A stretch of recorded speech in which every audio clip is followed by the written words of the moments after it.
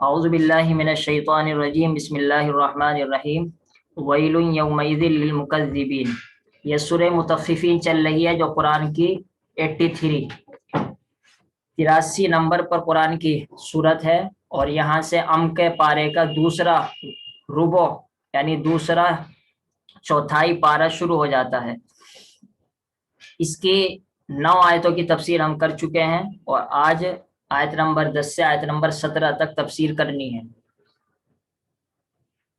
تو اس میں آیت نمبر 10 میں، 11 میں، 12 میں، 13 میں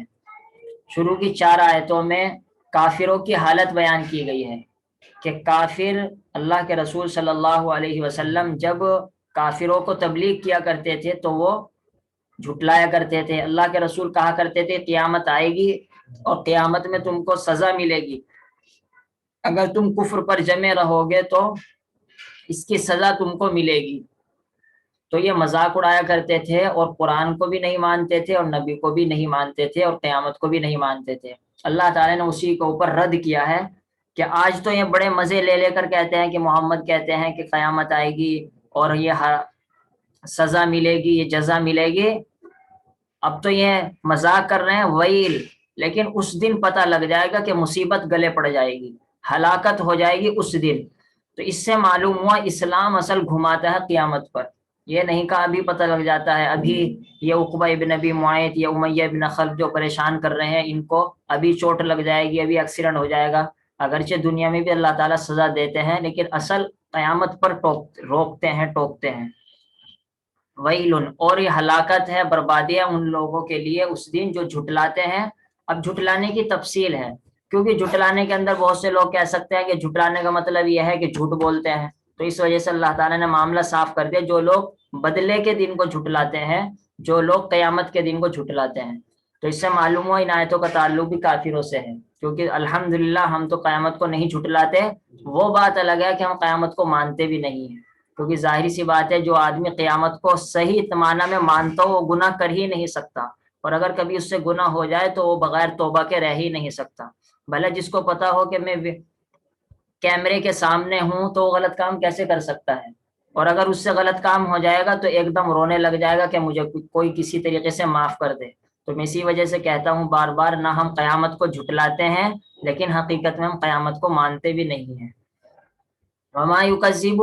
اب اللہ تعالیٰ فرماتے ہیں کہ قیامت کو جھٹلانا یہ کوئی عقل مندی کی بات نہیں ہے، اور یہ کوئی ایسی بات نہیں ہے جو عقل کے خلاف ہو قیامت کا ماننا، بلکہ حقیقت یہ ہے کہ یہ حد سے نکل چکے ہیں۔ اور ظاہر سی بات ہے جب کوئی آدمی بات ماننے کو تیار نہ ہو اور ساری حدیں فلان کر آگے پہنچ جائے تو پھر اب اس کو کون سمجھا سکتا ہے۔ اس وجہ سے لفظ معتد میں اشارہ ہے کہ یہ قیامت کو حقیقتاً وہی جھٹلائے گا جس نے عقل کی اور انسانیت کی اور شرافت کی ساری حدیں پار کر دی ہو، ورنہ ایک ہندو بھی قیامت کو نہیں جھٹلاتا جو عقل سے کام لیتے ہیں، کیونکہ ہر شخص جانتا ہے کہ یہاں پر ایک ظلم کر رہا ہے اور دوسرے پر ظلم ہو رہا ہے، تو ظالم بھی مر جاتا ہے، مظلوم بھی مر جاتا ہے۔ اگر انصاف نہ ہوتا، قیامت کے دن مرنے کے بعد بدلہ نہ دلوایا جاتا، تو نعوذ باللہ اللہ تعالیٰ ظالم ہوں گے کہ ایک کو چھتوا رہے ہیں اور ایک سے چھتوا رہے ہیں۔ تو قیامت کا آنا تو ایک عقل کے حساب سے بھی بالکل یقینی بات ہے، تاکہ دنیا کے ظلم کا بدلہ آخرت میں دلوایا جائے۔ اسیم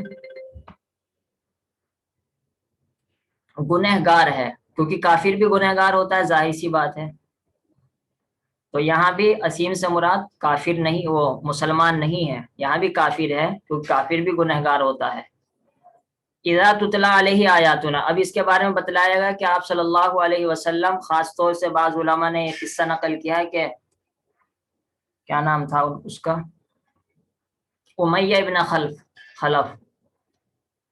کہ جب اس کے سامنے آپ صلی اللہ تعالیٰ علیہ وسلم قرآن کریم پڑھ کر سنایا کرتے تھے تو یہ کہتا تھا کہ یہ تو ہم پہلو کے واقعات، ہم ایران جائیں گے اور ایران سے قصے کہانیوں کی کتابیں خریدیں گے، پڑھ کر سنائیں گے۔ جیسے ہم ایران سے قصے کہانیوں کی کتابیں خرید کر لاتے ہیں، ہم پڑھ کر سناتے ہیں، ایسے ہی محمد بھی نعوذ باللہ پڑھ کر سناتے ہیں صلی اللہ علیہ وسلم۔ تو اللہ تعالیٰ نے اس کو کہا کہ پتہ لگ جائے گا جب ان کے اوپر آیتیں پڑھ کر سنائی جاتی ہے قالا تو کہتے ہیں اساطیر الاولین، یہ تو پہلوں کے واقعات ہیں، یعنی کبھی قرآن عاد کا واقعہ بیان کرتا ہے، کبھی سمود کا، کبھی حضرت لوط کی قوم کا۔ تو اللہ تعالیٰ نے کہا کلا، پتہ لگ جائے گا، حقیقت یہ ہے کہ ان کے دل پر خود زنگ لگ چکا ہے، اور ظاہر سی بات ہے جب آدمی کے دل پر زنگ لگ چکا ہو تو پھر وہ قرآن کو کیا سمجھے گا؟ جیسے ایک آدمی چوندھا ہو، اس کو دن میں دیکھتا نہیں، وہ کیا کہے گا کہ دن کیسا بیکار ہے، مجھے کچھ دیکھتا ہی نہیں ہے۔ حالانکہ چوندھے کی نعوذ باللہ کمی اپنی ہے نا، کہ اس کی آنکھ کے اندر صلاحیت نہیں ہے، اب وہ کمی نکالنے لگ جاتا ہے، سورج کی کمی نکالنے لگ جائے دن کی تو ساری دنیا سے پاگل کہے گی۔ اسی طریقے سے قرآن سے ان کو نصیحت حاصل نہیں ملتی اور یہ کمی نکالتے ہیں قرآن کی، حقیقت میں ان کے دلوں پر زنگ لگ گیا ہے، اس وجہ سے ان کو قرآن سے نصیحت حاصل نہیں ہوتی۔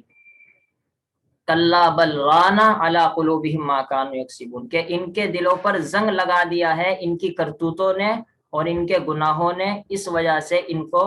قرآن پہلے لوگوں کے واقعات اور قصے اور افسانے معلوم ہوتے ہیں۔ لیکن کلا بل رانا علی قلوبہم کو آپ یہ مت سمجھنا کہ اس کا تعلق کافروں سے ہے، بلکہ ہر گناہ کی وجہ سے دل پر زنگ لگتا ہے اور اس کی وجہ سے ایمان کی صلاحیت، قرآن سے فائدہ اٹھانے کی صلاحیت کمزور پڑتی چلی جاتی ہے۔ اسی وجہ سے آپ کے سامنے یہ تفسیر ابن کثیر موجود ہے، ترمذی کی، نسائی کی، سب جگہ کی یہ حدیث شریف ہے کہ آپ صلی اللہ تعالیٰ علیہ وسلم فرمایا ان العبد اذا اذنب ذنبا كانت نقطة سوداء في قلبی، کہ بندہ جب کوئی گناہ کرتا ہے تو ایک کالا نقطہ اس کے دل پر لگ جاتا ہے، فَإِن تَابَ مِنْهَا، اگر اس سے توبہ کر لیتا ہے، سُقِلَ قَلْبُهُ، تو دوبارہ اس کا دل ایسے ہی صاف ہو جاتا ہے، سیقل ہو جاتا ہے، یعنی وہ دھبا اور گناہ مٹ جاتا ہے۔ وَإِن زَادَ زَادَتْ، اور اگر گناہ اور کرتا ہے تو زادت، تو وہ کالا نقطہ بھی بڑھتا چلا جاتا ہے، حتیٰ کہ دوسری روایت میں ہے، یہاں تو نہیں ہے،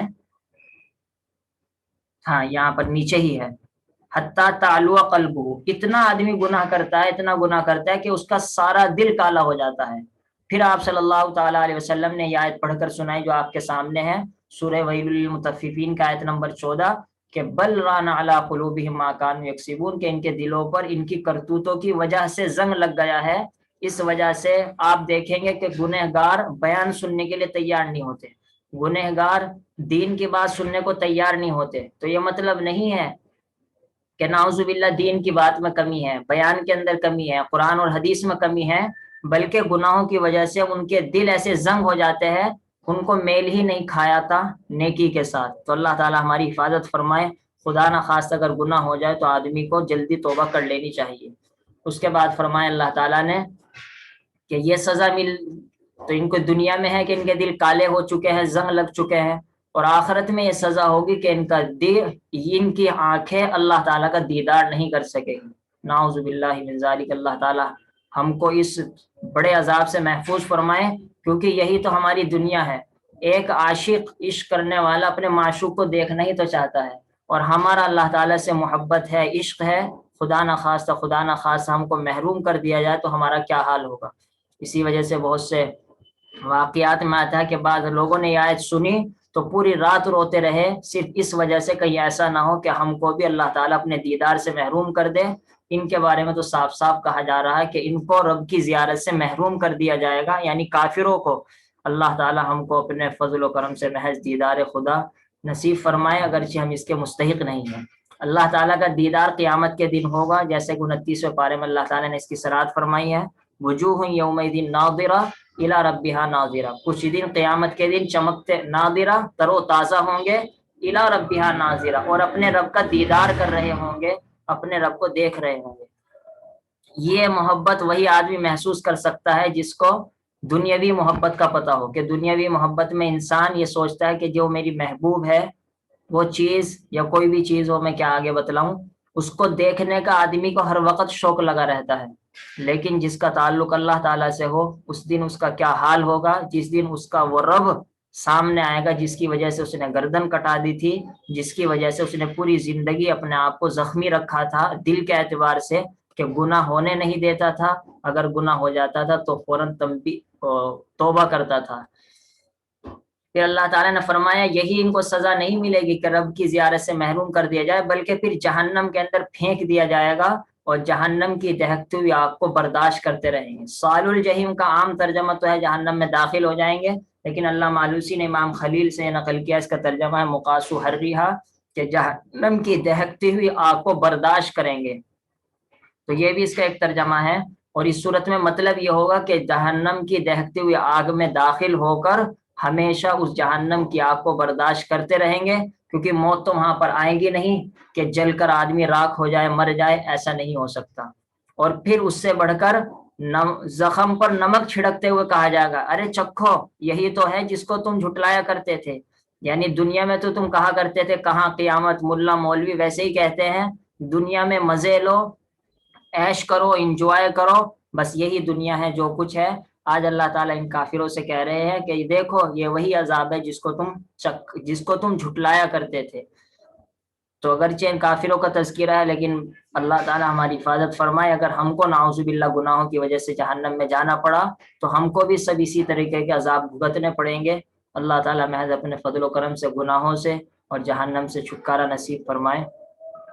سبحان اللہ وبحمدہ، سبحانک اللہم وبحمدک، نشہد ان لا الہ الا انت، نستغفرک ونتوب الیک۔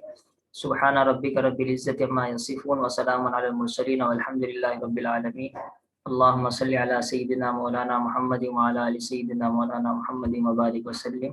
السلام علیکم ورحمۃ اللہ۔